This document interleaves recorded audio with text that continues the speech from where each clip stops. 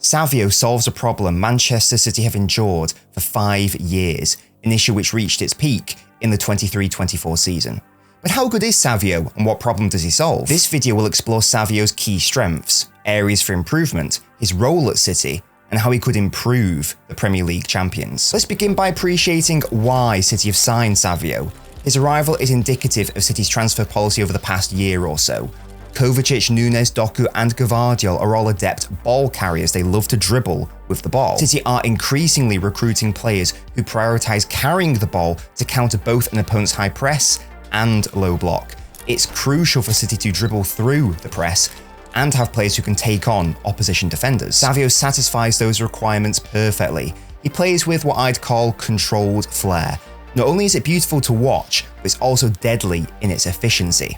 Savio's take-on numbers are some of the best in Europe. Compared to his peers in La Liga last season, only 3 players attempted more dribbles, and none on this list can boast a higher success rate. This is a quality that Doku shares, and that ability to retain possession following a take-on is crucial to a City side which understands the importance of control. While Savio loses the ball often, as do all players who create chances and who are tasked with making something happen, Guardiola will value Savio's ability to judge when and where to take those risks.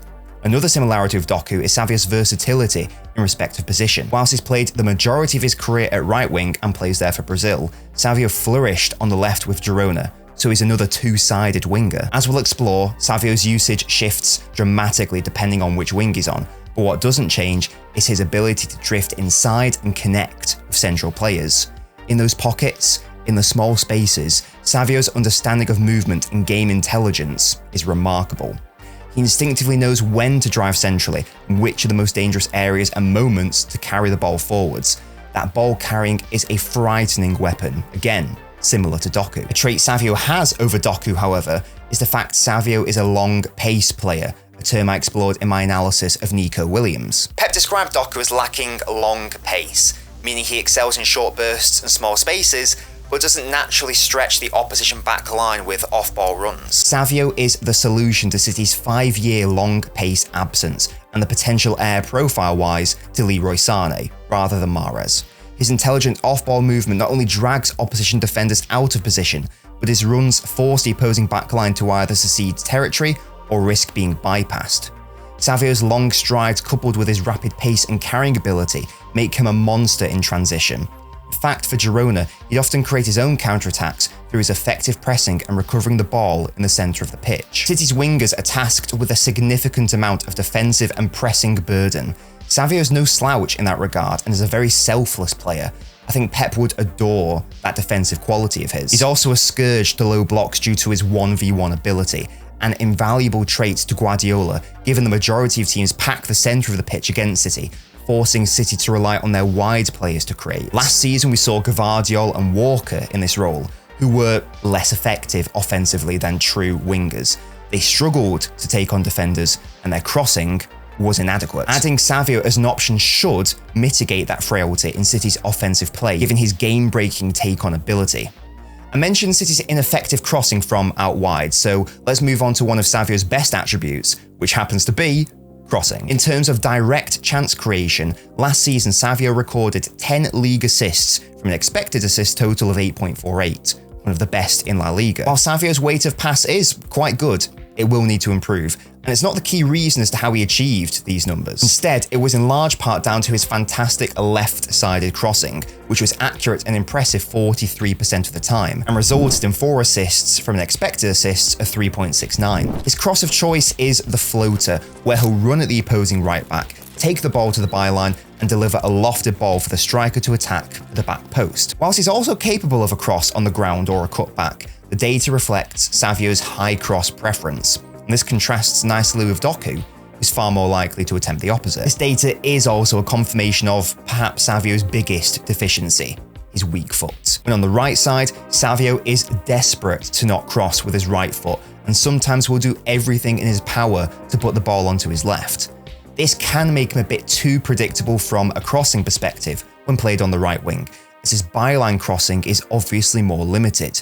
Instead, he prefers to cut in and deliver an inverted cross, which in fairness is a fantastic offensive tool of his, and may remind City fans of Mahrez's delivery from those zones. His right-sided crossing is also nearly as accurate as his left-sided crossing, but regardless, to become less easy to defend against, Savio will need to improve his weak foot delivery to become a byline crossing threat on both wings. This now leads us to a discussion of which wing is best suited for Savio. Being heavily left-footed and playing left wing can be great from a creative perspective, as we've just explored by looking at Savio's crossing ability, but it heavily reduces his goal-scoring threat. The simple explanation for this is angles. Almost every single goal Savio scored and shot Savio took last season was with his left foot. When a left winger is only capable of shooting well with their left foot, that significantly limits the size of the goal from the shooter's perspective and limits where one can reasonably score from. They can't curve it around the keeper to the far post outside of a dribbler effort, something Savio's actually done before to avoid shooting with his right. Nor can they cut inside and test the keeper at the near post. Given the fact Savio played primarily on the left for Girona, that could explain his terribly low shots total. He only took 1.36 shots per game. That needs to improve dramatically, as Savio's finishing efficiency for Girona was brilliant, outperforming his XG in La Liga by nearly 3 goals. I wouldn't say his ball striking is poor by any means. He hits it really cleanly, but it's far from elite. The bias towards his left foot also impacts how Savio approaches the final third from a dribbling and carrying perspective. Naturally, being a left winger with Girona, Savio dribbled down the left more so than the right. He had far more joy attacking right backs than left backs from a dribble success perspective, as he's far more comfortable carrying the ball with his stronger foot, but that does fundamentally limit his offensive range. This graphic shows what I mean by that. It illustrates Savio's penalty area deliveries. Note how on the left, the vast majority of his carries are vertical. That speaks to both his desire to take the defender on the outside and cross, and his inability to cut in on his right foot. Compare and contrast that to the right side. These horizontal carries demonstrate a willingness and desire to cut inside and be a goal-scoring and link-up threat, whilst maintaining a vertical carrying threat. What we have in Savio is a player who is capable of playing on either wing, who is a borderline different player depending on that starting position.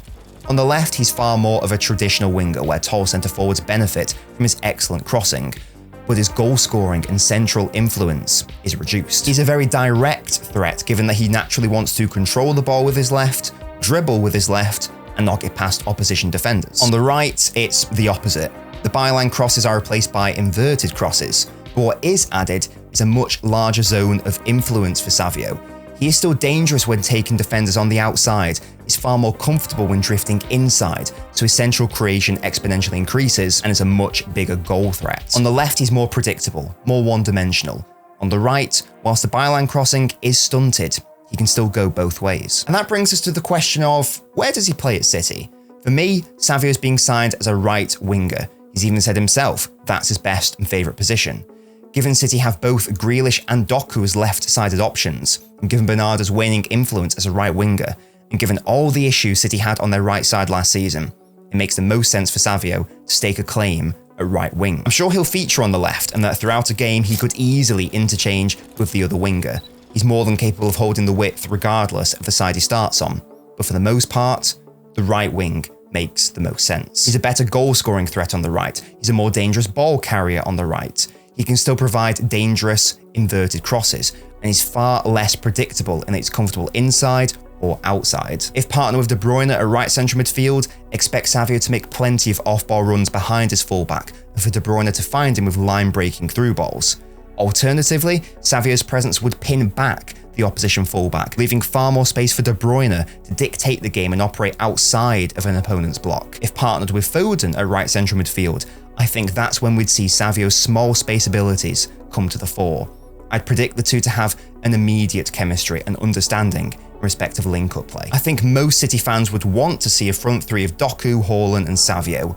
For certain games, I agree, the most dangerous attack would be Doku left and Savio right, although it could also work vice versa. Two incredible 1v1 threats who you can't leave isolated, two brilliant breakers of low blocks, one player who prefers to feet, the other more than happy to run in behind.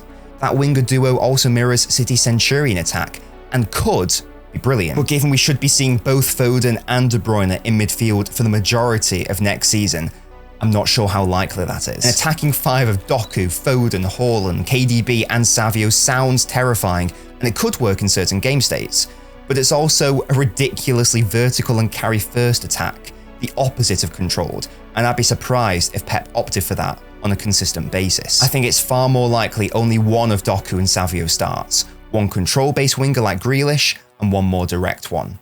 Or, if both did start, one or both of Foden and De Bruyne would likely be replaced with a safer option, like a Kovacic. Regardless of where Savio plays, this signing should be really important from a future-proofing perspective. De Bruyne is getting older, more injury-prone, may even leave next season. It's impossible to replace him and his creative output directly, but to steal a phrase from Moneyball, City can try to recreate him in the aggregate. One way to do that is to add direct creators and threats to the wings, rather than relying on the centre. Savio fits that mould. He can be a difference maker to City, ridiculous dribbling, fantastic carrying, a different profile and threat to anything City currently have. He does the simple stuff really well, like quick 1-2s, good defensive work rate, and alongside Doku is another player an opposition defence just can't leave 1v1. He's also only 20 years old with a huge ceiling for improvement. His weak foot is too weak. His general passing and ball striking needs to go up a level. He also overperformed on his expected goals and assists last season. That either speaks to a very efficient player or someone who will need to increase his volume of goal-scoring actions and creating actions whilst at City. Despite his clear strengths and quality, this is still a relatively inexperienced player. I'd be surprised if he was immediately thrown into the starting 11. City fans will need to be patient with him, but there's every possibility City have signed a genuine star in Savio. I mentioned Savio solves so many of City's problems from last season, and if you want to learn more about those problems and the tactics used to win that title, watch this video next. Huge shout out also to Tony, my biggest supporter. Thank you guys so much for watching and supporting me. I'll catch you next time.